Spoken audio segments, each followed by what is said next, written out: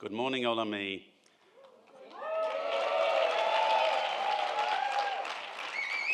I don't know, listening to me after such an introduction of you guys dancing, it's like this is a big letdown for you all. But I'm sorry. I have to start off by saying I'm so moved and touched, and to watch you all singing together, I wish my parents would be able to be here to see it. But I hope to introduce you a bit to my family, my history, and explain who I am, what I am. I know one thing I believe today that none of you are. And I'm actually a Kiwi, I'm born in New Zealand. Anybody else born in New Zealand in this whole hall? No. There you are, I'm unique.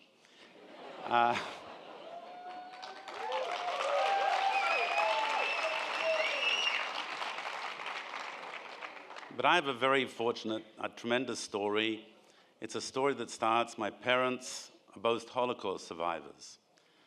My father survived the war because he was enlisted in 1940 in the Russian army and came back home to see his whole family wiped out. Every single member of his family wiped out. My mother also came from a similar area in Galicia, or today Ukraine. Both of them came within like 100 kilometers of each other. And my mother survived, hidden in the forest, and her whole family was wiped out. And only had one sister who also passed away, unfortunately, very young. My parents had their faith, and I was very fortunate to have parents that wanted to continue the traditions that they saw in their homes. My parents were in Vienna right after the war, and through the Red Cross, they were sponsored. They found an uncle that moved to New Zealand before the war, and he sponsored them through the Red Cross. New Zealand is so far away and so unknown. When my father arrived, they asked him what religion he was, and he said, Jewish. And they said, is that Protestant Jewish or Roman Catholic Jewish? That's how much they knew about Jewish people. But my father came to a new land, he worked hard, and established a business and very involved in the community. And he actually was involved in fixing up the mikveh in 1954. And unusually, 4 years ago, I got a request from a person who knows me from Canada, Zale Newman, who's very involved with NCSY, and he says, Ben Gurion, I've got this call from a person in New Zealand. I'd like to know whether you could help out in building the mikveh. I said, why do you come to me? He says, well, you're from Australia, New Zealand, you know, it's the same thing. But little did he realize that it was the same mikveh that my father was involved in many, many years ago. And my father made a commitment for education, for chinuch. He had started up a business, he had an active business, and he realized that New Zealand was not a place for a future for Jewish children. He got up, packed his bags, and moved to Sydney, Australia, which is where I grew up. And just to explain my history, I think I really grew up in the shadows of the Holocaust. And I just bumped into somebody last night, and they said to me, for the first 40 years, nobody spoke about it. And that was true. I grew up, yesterday, Charlie Harari was talking about the heroes, the true heroes, and you have this image of this G.I. Joe or Arnold Schwarzenegger or Dwayne Johnson, The Rock. That we're all talking about the heroes. But those weren't my heroes. My heroes was a shul that was 95% Holocaust survivors. They spoke multiple languages. You'd hear Hungarian, Polish, but they were my heroes. They were the people broken, guilt-ridden, and having families wiped out, and yet continued their lives, continued in the ways of their father, their forefather, and the shul resonated this unity despite how much suffering they went through, and they didn't talk about it. I only appreciate it now when I look back. At the time, I used to always wonder, what are these people always breaking out in Jere ide, Hodge Vodge, Michinas, or Chodge Tutai, Toya Zapenk Nowadna. But one thing I heard all the time was Yiddish, which I grew up in my house. My parents spoke to me Yiddish all the time. And being from, they spoke all this horrible English. How do you know I am from Hungary? Like, they all had this terrible accent, spoken a broken English, but they rebuilt Judaism. They put efforts in to make sure there were schools. They did everything possible to ensure that the kids were educated properly. And my parents did the same thing. They sent me, when I finished high school, they sent me away to yeshiva, to Eretz Yisrael. And that was the time my parents were very comfortable. I didn't see my mother once for a stretch of 2 years. I wrote letters every day. I don't know if you guys know what they are, aerograms, these things that we used to send. And I don't know what I wrote for four aerograms a week, sitting in yeshiva, where I don't know, but I seemed to manage to fill them up. My father wrote these beautiful long letters, and he had a beautiful Hebrew and a beautiful Yiddish that he was proud of. And it was something that he appreciated, the importance of chinuch. I went to a yeshiva called Yeshivas Kol Torah. It was a yeshiva which had the leading rabbonim of its time, Rabbi Auerbach, which was one of the biggest, most famous people in the last century who lived in Israel, an amazing individual. And I had the schus of going there and learning in this yeshiva.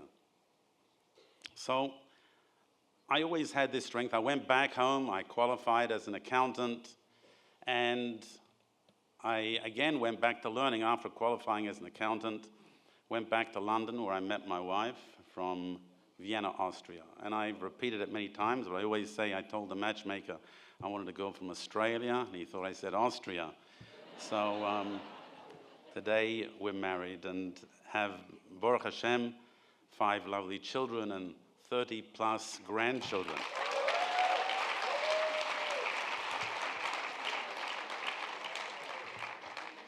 And continuity is everything.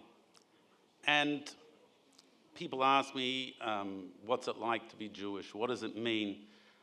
I think the words that always come to me is you see, Mesirat Nefesh, which means dedication, to be committed to something. I met, interestingly, a few weeks ago, a man that Nechama Wolfson recommended to me, Ilan Kozman. He has a Mossad in Israel called Shlavim.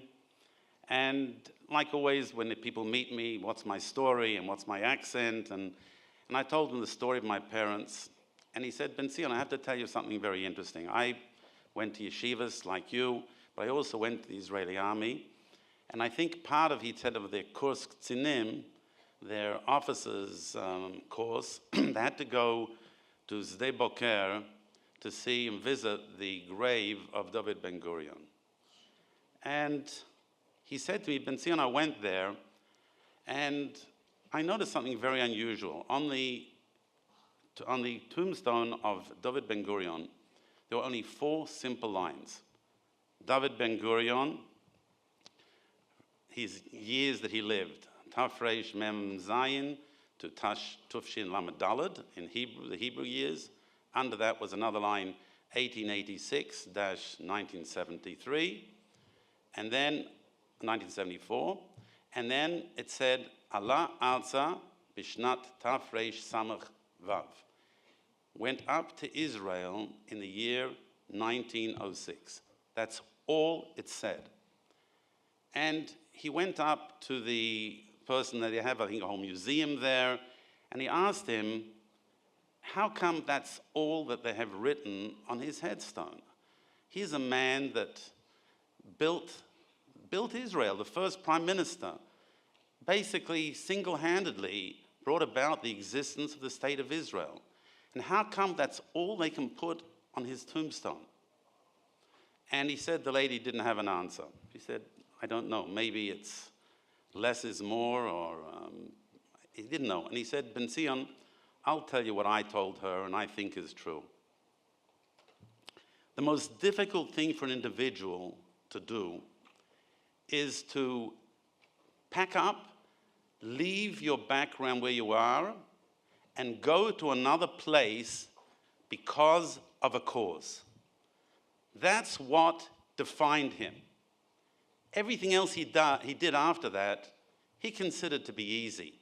The most difficult thing is change what you're doing out of the routine you have. He lived in Plonsk in Russia. His family lived there hundreds of years. Pack up, move to Israel because of his belief in the state, in the country of Israel.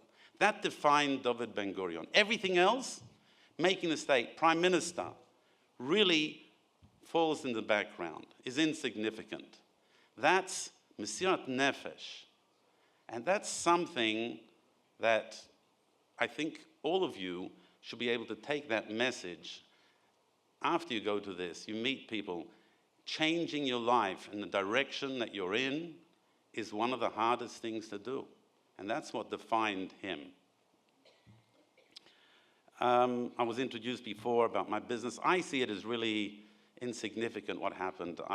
Baruch Hashem, I came to Canada. I had a job offer. I worked for an accountant for a few years, and one of the clients, Sandy Hofstetter, people might know in Toronto, is a very well-known individual, and he said to me, "Bernie, you're not an accountant, you're a businessman." I took up his advice, and the first business I started, which he actually invested in, failed. Did not do well. But what does one do when one fails? One continues. I started another business in 1992, Cambridge Mercantile, literally 2 people in a room, selling precious metal, foreign exchange. I had this little piece of paper, and I always dreamt if I could fill the number of trades on this one page, landscape, I'm not talking portrait, I'd be thrilled. And that little business of 2 people grew to 400 people with offices across Canada, across the US, 50 people working in London, in Europe, 2 offices in Australia, Sydney, Melbourne, and ended up becoming successful more than my wildest dreams. I'm asked, was that my goal when I started off? No. But Baruch Hashem, I think I had siyata d'shmaya. I always believed in helping other people and going out of my way, and I think this is a privilege. The other question I always get asked is, do you regret having sold your business? And I say, no, it's the best thing I ever did. I have the ability now to pay back and give back to the community. So that's what I'm trying to do. I don't know how long I have up here, but I think I'll finish off with a story that I've heard in different forms. Ralph Hertzke, who actually is also very involved with Olami, he told me this story, and it's a story with the Lubavitcher Rebbe, and it resonates with me tremendously. I'm not a chassid of Lubavitch, but there's a story that a man came with his son, who was becoming bar mitzvah, to see the Lubavitcher Rebbe, and he came there for a blessing.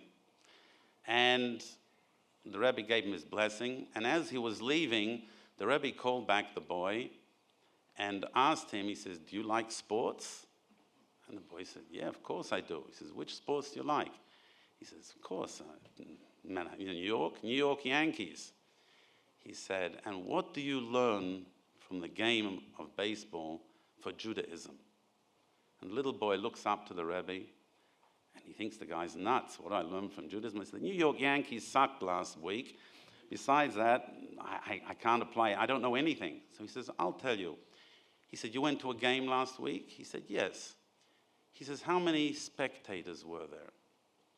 He said, "I don't know, 45, 50,000 people." And he said, "How many players were there?" He said, "I know there's 26 players on a baseball team, so that's 52 players." He says, "In life, do you want to be a spectator or do you want to be a player? In Judaism, do you want to be a spectator or do you want to be a player?"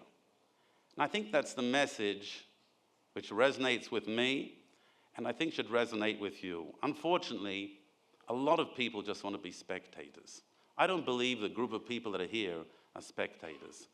I believe you're a bunch of players, and players that will make a difference to yourself, to your community, and to Klal Yisrael. Thank you very much.